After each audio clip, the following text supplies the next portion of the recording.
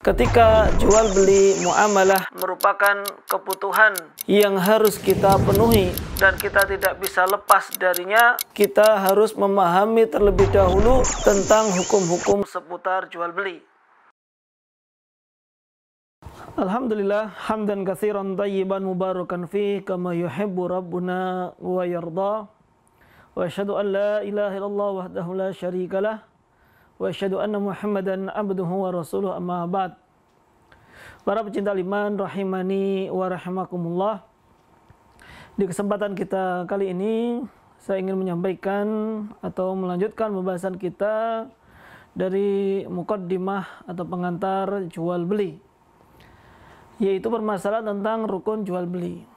Karena jual beli di sana harus ada rukun-rukunnya sehingga terjadilah akad jual beli itu sendiri.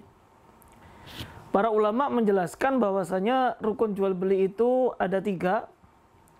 Yang pertama adalah subjek atau pelaku dari jual beli itu sendiri, yaitu al-aqidan. 2 orang, 2 pihak atau lebih yang melakukan sebuah transaksi atau penjual dan pembeli. Karena kalau ada penjual saja tapi tidak ada orang yang membeli, maka tidak akan mungkin terjadi transaksi jual beli. Sebaliknya, ada orang ingin membeli tapi nggak menemukan penjual, maka juga tidak akan mungkin terjadi transaksi jual beli. Lalu syarat atau rukun yang kedua adalah objeknya, yaitu objek jual beli. Apa yang dijadikan objek tukar menukar. Berarti di sini objek dari jual beli bisa barang yang ditukarkan atau uang atau alat pembayaran yang dijadikan sebagai objek jual beli tersebut. Orang penjualnya ada, pembeli ada, barang ada, tapi pembeli tidak ada uang misalkan, maka juga tidak akan terjadi jual beli. Atau sebaliknya, ternyata uangnya ada, pembeli ada, penjual ada, tapi barang yang dijual tidak ada, juga tidak akan terjadi transaksi jual beli. Adapun rukun yang ketiga adalah sighah, yaitu sighah akad, bentuk akad.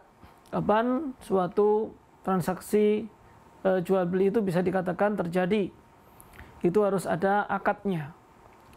Dan para ulama menyebutkan bahwasanya akad atau bentuk akad jual beli itu ada 2. Yang pertama dengan ucapan dan yang kedua adalah dengan perbuatan. Yang dimaksud dengan ucapan adalah ijab dan qabul, di mana ijab dan qabul ini terjadi apabila seorang penjual mengatakan saya jual barang A, lalu kemudian pembelinya mengatakan saya beli barang Anda. Artinya menerima transaksi tersebut. Ini yang dimaksud dengan ijab dan qabul. Dan ini menurut ulama khususnya mazhab Syafi'i merupakan rukun yang tidak boleh ditinggalkan.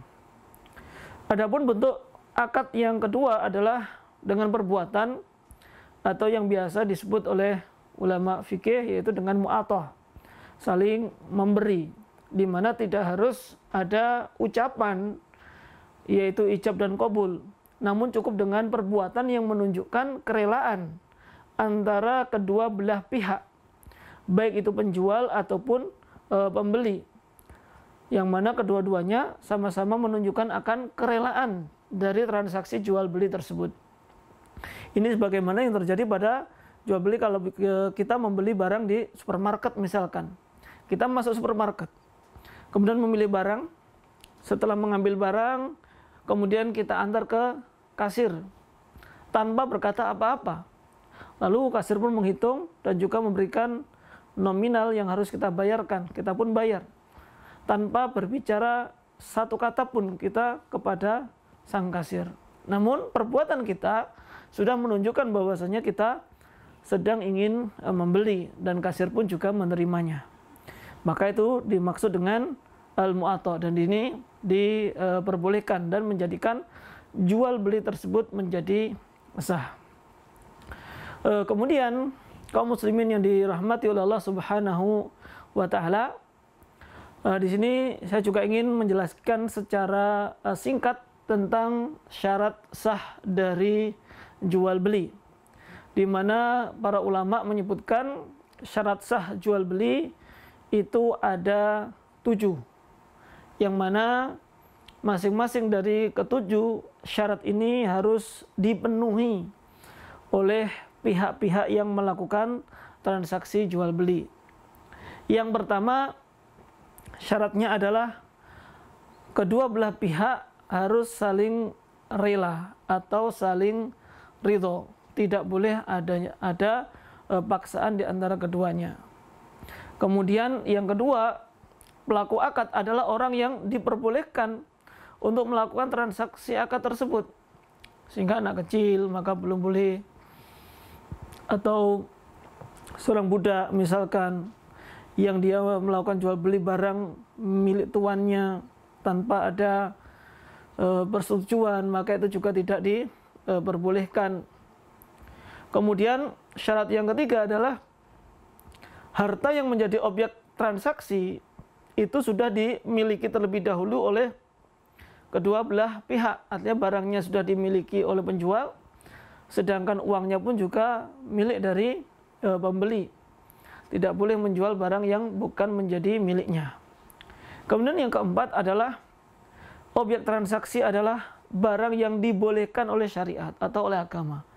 Maka tidak diperbolehkan jual beli khamr, tidak boleh jual beli narkoba, tidak boleh jual beli daging babi misalkan, karena itu semuanya diharamkan oleh syariat ini. Kemudian yang kelima adalah objek transaksi adalah barang yang mungkin untuk diserah terimakan. Artinya tidak mungkin kita menjual barang seperti burung yang terbang misalkan, atau menjual mobil yang baru dicuri oleh orang lain, maka kemungkinan untuk terjadi serah terima ini sangat kecil sehingga tidak diperbolehkan.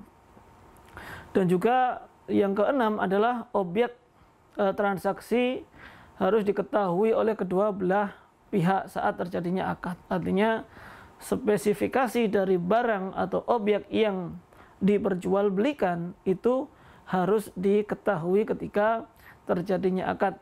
Dan yang ketujuh adalah harganya harus jelas. Mau dijual dengan harga berapa, 100.000 kah, 500.000 kah, itu pun harus disampaikan di awal sebelum terjadinya akad tersebut. Wallahu ta'ala alam.